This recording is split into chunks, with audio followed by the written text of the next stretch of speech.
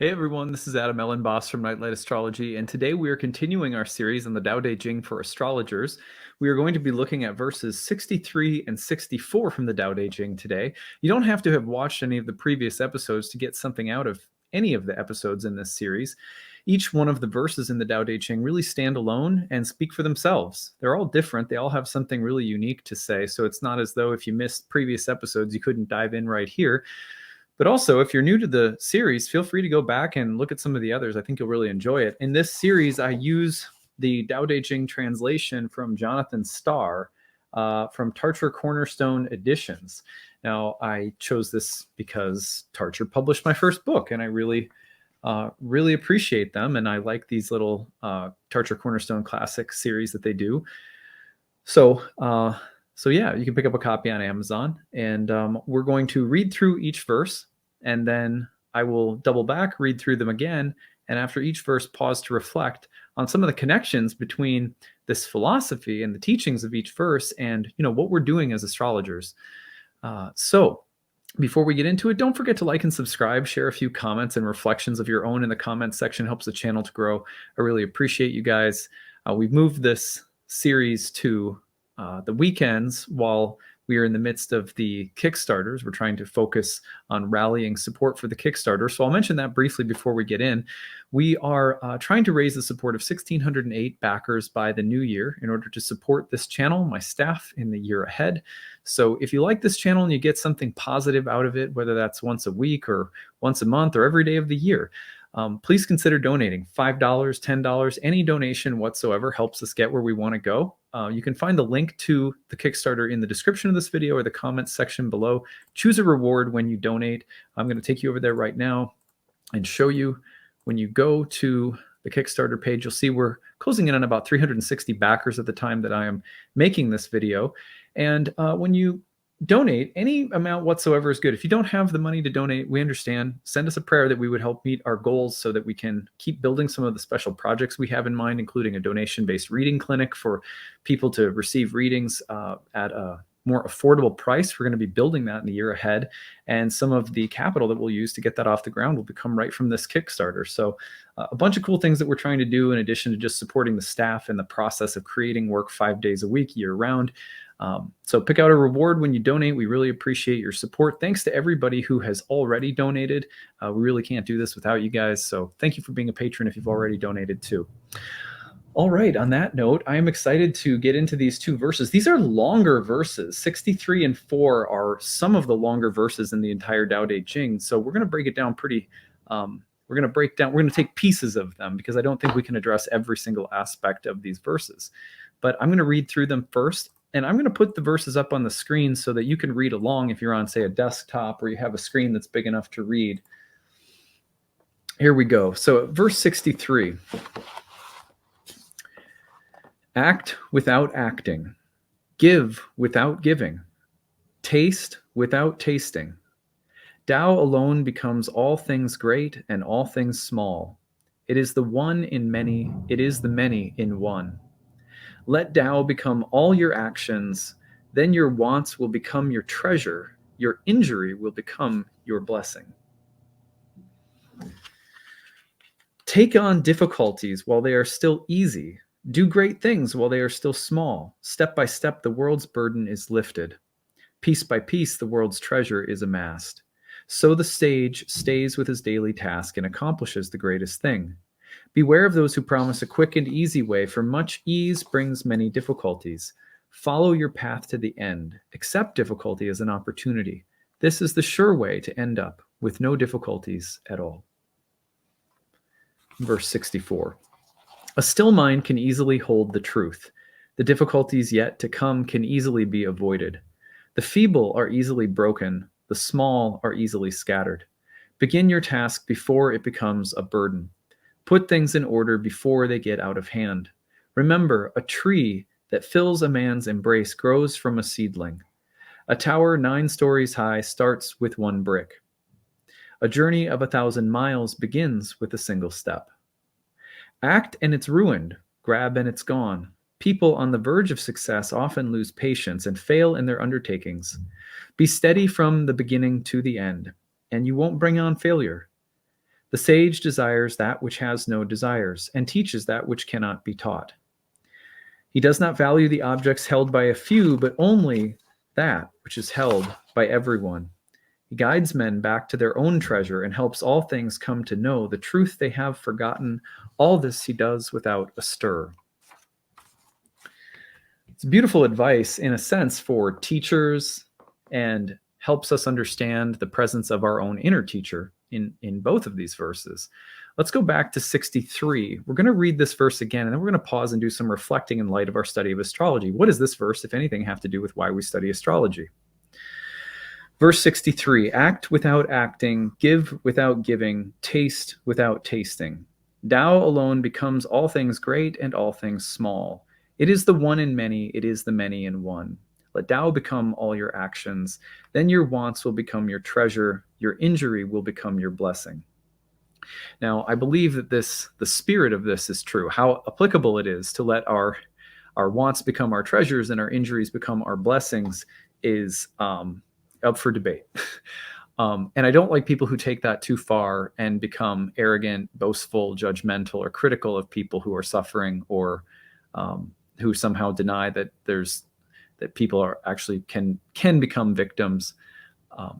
This is an empowering opening to the verse, and it has a lot in common with what ancient sages said about astrology and why we practice it. There is a way in which, for example, the Stoics, who had maybe a more faded view than we might today, a lot of us anyway, but there's a way that the Stoics taught that I think is very applicable. A lot of Stoics practice astrology, which is to understand that everything is happening. There's a quote from Auden that says, we are lived by powers we pretend to understand. And the ancient view of the planets, both in Indian astrology and ancient Western astrology, was that there was a sense in which the forces of the universe are, it's like we're, as souls, we're flowing down this mighty river. And the currents have a lot more to do with it than our will. Our will is part of it. But it's kind of like if you're floating on an inner tube down a river, you can use your hands to kind of adjust your positioning within the flow of the river. But those river currents are undeniably powerful, and you're on them, And astrology helps us to recognize that. When transits come through your life and they are very powerful, they're an undeniable part of your experience. I think it's hard. I think it's easier, I should say. I think it's easier when you recognize, oh, look, I am swimming through a cosmos, like just teeming with energies, gods, archetypes, patterns, whatever we want to call them. The more that you're able to recognize that, and astrology is something that helps and aids in the recognition of these cosmic patterns that form and shape and move us along like the currents of a river, then the easier it is to surrender. And by surrender, I don't mean give up or lose our agency. It's just, it would be a lot more difficult if you're in a inner tube going down a river to try and fight against the currents versus moving intelligently with them. And I like this verse, let Tao become all your actions. Your wants will become your treasure. Your injury will become your blessing. I mean, if you've ever been through a Pluto transit, a difficult aspect from Uranus or something like that, you come out of it thinking those hardships were energies that I was working with that transformed me. That's typically how people who get into astrology end up speaking. And I don't think that's because they've just drunk some crazy Kool-Aid. I think that's because when you live in an astrological universe, you can't help but perceive what's happening around you as an orchestration of the one, that the diverse experiences, the many, so to speak, are a part of one greater intelligence. And so you have a way of appreciating that and recognizing the river and the currents that you're flowing on. This is what ancient astrologers literally said about the purpose of astrology, was to aid in that recognition, the development of that consciousness. Take on difficulties while they are still easy. Do great things while they are still small. Step by step, the world's burden is lifted. Piece by piece, the world's treasure is amassed. That's not an argument for a kind of mindfulness, right? So the sage stays with his daily task and accomplishes the greatest thing. Beware of those who promise a quick and easy way, for much ease brings many difficulties. Follow your path to the end. Accept difficulty as an opportunity. This is the sure way to end up with no difficulties at all. Now, I can't say that you'll find like some kind of instructional manual on mindfulness in any of the ancient astrological texts. But what you will find is passages from ancient authors saying that when you study the transits and you start to recognize the world as a turning wheel of fortune, that it's hard to come out of the present moment. It's hard to be shaken by the ups or downs, even though you have to live through them. And not being shaken by them doesn't mean that you don't experience them. It doesn't mean that you deny their existence or somehow act like you're above it all. But it also means that your soul feels the rightness or alignment of all things, that you start to hear a kind of music playing at all times. And who could question that? Where does it even come from? How is it that this music is playing? What am I to do? Am I just supposed to stand here and say, well, it should be some other way? So you end up developing an appreciation for it, a tolerance at times, a patience, a curiosity, a playfulness. These kinds of things emerge as a byproduct of getting in touch with reality through the language of astrology. And it's very similar to what this verse is telling us about accepting things as they are in the moment, step by step, following your journey. And really, astrology is there to help us through the journey of life, accepting every stage and season, because we have the promise of its divine meaning mirrored for us in the sky. This is here, and this is beautiful. This is a part of the rhythm and music. And what can I do but find my way to go along with it? It's not also the same as saying that all experiences are easy or good or, or something like that. Verse 64, a still mind can easily hold the truth. The difficulties yet to come can easily be avoided. The feeble are easily broken. The small are easily scattered. Begin your task before it becomes a burden. Put things in order before they get out of hand. Remember, a tree that fills a man's embrace grows from a seedling. A tower 9 stories high starts with 1 brick. A journey of 1,000 miles begins with a single step. I'll give you an example of this. My wife and I recently got into an argument. It wasn't, pretty petty, actually, a pretty stupid argument. And of course, it happened in the kitchen. and as we were standing there, I realized, oh, Venus is opposite Mars in the sky right now. And for me, it was that single recognition that the astrology gave me, that being an astrologer gave me, that I am being caught up in the astrology of the moment. It didn't change the fact that we still had some arguing to do before we reached a resolution, and we did. but it helped me pause and realize, what does this moment require? I'm in a sacred moment. This isn't just a fight. This is some pattern of cosmic significance. Just that shift can change our consciousness in the moment. And then we can find that the way that we handle things changes the outcome. So astrology is like saying, hey, look, if you recognize the way that you're doing something right now, you can see what it will lead to. And the astrology can help you reflect upon that. If you receive a call from someone trying to get you to, buy something, or, they're trying to get you to come take a job or something, and you don't really like the tone or feel of it, and you look to the heavens and you see something, that can be the heavens can then serve as a reflection of what's happening in what might seem like, just an ordinary situation, maybe one that you were doubting yourself about. But then suddenly you have a cosmic frame of significance, a system of omens and signs that can help you recognize what the fruit of something is likely to be given its seeding point. And that's something astrology is always doing for us by simply recognizing what's happening at the outset of an argument, or at the time we're considering taking an action, or something like that.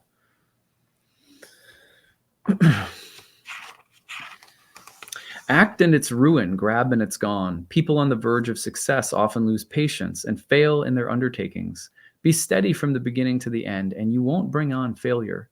The sage desires that which has no desires and teaches that which cannot be taught. He does not value the objects held by a few, but only that which is held by everyone. He guides men back to their own treasure and helps all things come to know the truth they have forgotten. All this he does without a stir. Well, first of all, I love this as just how to recognize maybe what a good or wise person or teacher looks like. But I think we all have an inner teacher too. That part of us that has no desires, I am not in touch with that part, right? That's definitely not where I am. But I think that if there's anything astrology gives me over the years, it is that sense that I don't know what I need. Most of the time, I don't even know what I want. And I am constantly surprised, and my trust in the universe to answer those questions for me. Here's what you need right now. Here's what you've been wanting, kind of helping me understand my motivations, what's in the unconscious, helping me understand what I need, that the universe is a trustworthy place, and that the universe teaches what can't be taught. The sage within my heart, if I'm capable of listening, surrendering, trusting the nature of how things are unfolding, that there's something really sacred. There is the astrology, when I allow it to guide me in life, brings me back to a treasure, the treasure of my own heart, really. I mean, is there any other way to put it? I know it's cliched, but is there any other way to put it? All the happiness that lives in our own hearts, we can get so far from it. And the journey away from the heart and back to the heart is literally depicted in some of the visual metaphors of ancient astrology, the wandering stars that reflect our wanderings, but that also act as guides back home. So I think in part we like to get lost and to be found again. And there's something beautiful about that process. So I don't want to say, well, just become wise, follow astrology, and you'll always stay aligned, you'll never get lost. There might be something that is very beautiful about getting lost. But what I like about this verse, and I'll conclude with this, is that there's a piece of advice that's being given to us. Be patient with the nature of your life and the way it is unfolding. Be steady. Trust your experience from beginning to end. Don't grasp and get too anxious about it.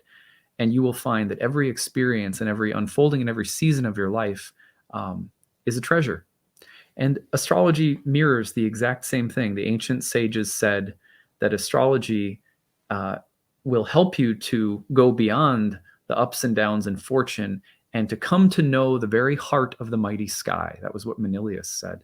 So it's a real privilege to be able to study this and to do this for a living.